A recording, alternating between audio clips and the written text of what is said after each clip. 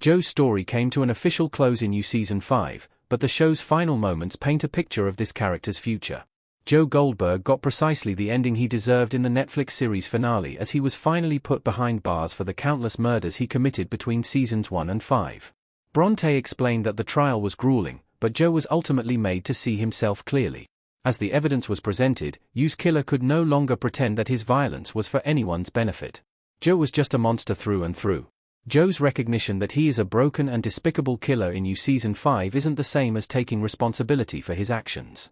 In the end, Joe decides that he is the way he is because of all the ways society has failed him. Sure, he is a monster, but so is everyone else. Joe's evidence of this in Season 5 is the letters fans write him. They don't care that Joe is a killer.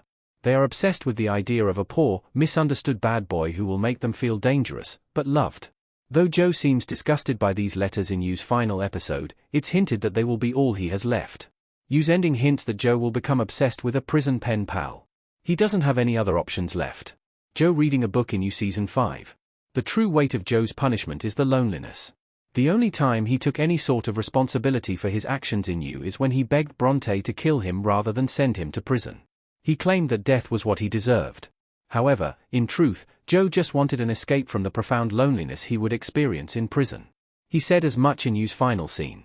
Joe stated that he would never be loved again. He would never be held by anyone. For someone like Joe, this is the worst possible thing.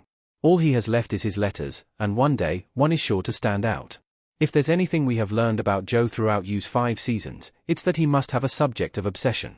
It's what gives him purpose. Joe is unlikely to find that in prison in any other way than through his letters. Though disgusted by the one he reads in the final episode of You, it's only a matter of time before he is intrigued by someone's writing.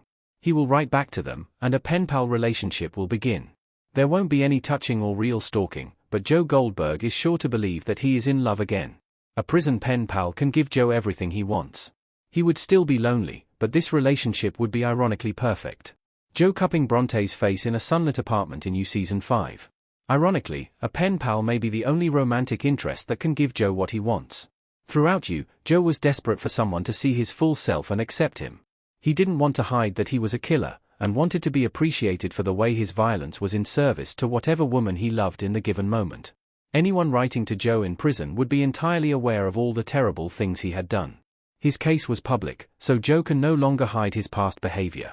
It would just take one well-written woman to write and agree with Joe that it isn't his fault that he is a monster for him to become obsessed. Of course, whoever Joe next becomes hooked on after the events of You won't be able to show him the kind of love he is actually desperate for.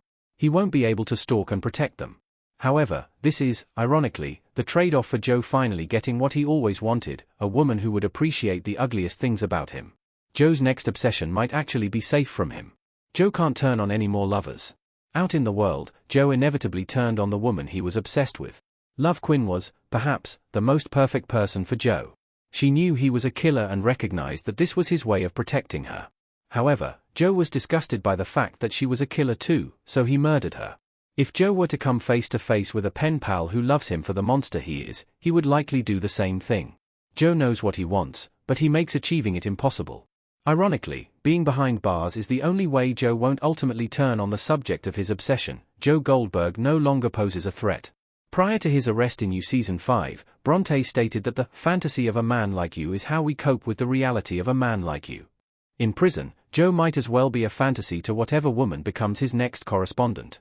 He will be safely behind bars, and she will tell him what a wonderful, misunderstood protector he is, with no danger of becoming a victim of his violence. It's somewhat pathetic, but that's just another way that Joe's ending is perfect.